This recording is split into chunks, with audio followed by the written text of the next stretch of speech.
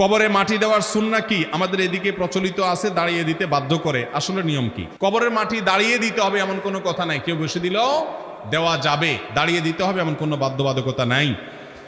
ইসলাম প্রধান ধর্ম, কিন্তু বিভিন্ন ধর্মের উৎপত্তি কোথা থেকে? ভাই অনেক লম্বা সময় দেওয়া দরকার, আমার হাতে সময় নাই। ইসলাম আল্লাহর কাছে একমাত্র মনোনীত দিন, প্রধান আর অপ্রধান কিছু নেই। আল্লাহ বলেছেন ইন্নাদ-দীন ইনদাল্লাহিল ইসলাম, আল্লাহর কাছে একমাত্র মনোনীত ধর্ম হলো ইসলাম।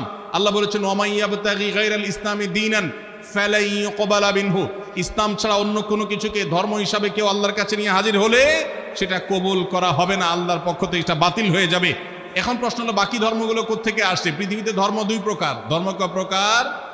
কিছু আছে আসমানি ধর্ম। আসমানি ধর্ম বলতে বিভিন্ন নবী রাসূলদের হয়ে আমাদের কাছে যে ধর্ম এসেছে, আদম আলাইহিস সালাম থেকে নিয়ে মুহাম্মদ সাল্লাল্লাহু আলাইহি ওয়াসাল্লাম, এগুলো সবগুলো পর্যন্ত সব নবী রাসূলদের ধর্ম হলো আসমানি ধর্ম।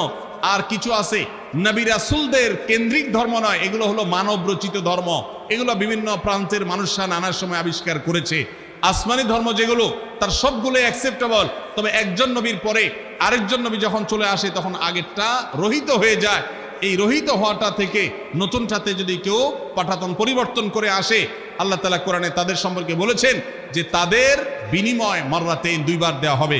আল্লাহ তাআলা আমাদেরকে সত্য দ্বীনের অনুসারী হওয়ার এবং এটাকে ধরে রাখার, ধারণ করার, বোঝার তৌফিক নসিব করুন। বিভিন্ন মাহফিল করার জন্য ছোট বাচ্চাদেরকে বা জনগণ গাড়ি আটকিয়ে যে টাকা আদায় করে তা ইসলাম সমর্থন করে কিনা? মাহফিলের জন্য টাকা তুলবেন, কিন্তু অপমানজনক ভাবে নয়।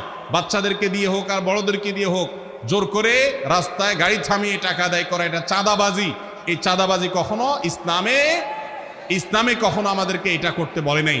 আপনি আহ্বান করতে পারেন, কিন্তু মানুষকে লজ্জায় ফেলে তার গতি পথ বন্ধ করে তারপর তার কাছ থেকে মাহফিল নিয়ে আপনাকে 1 মাইল এলাকা লাইটিং করে আপনাকে মাহফিল করতে কেউ বলে নাই। আল্লাহর দ্বীনকে বেইজ্জত করবেন না।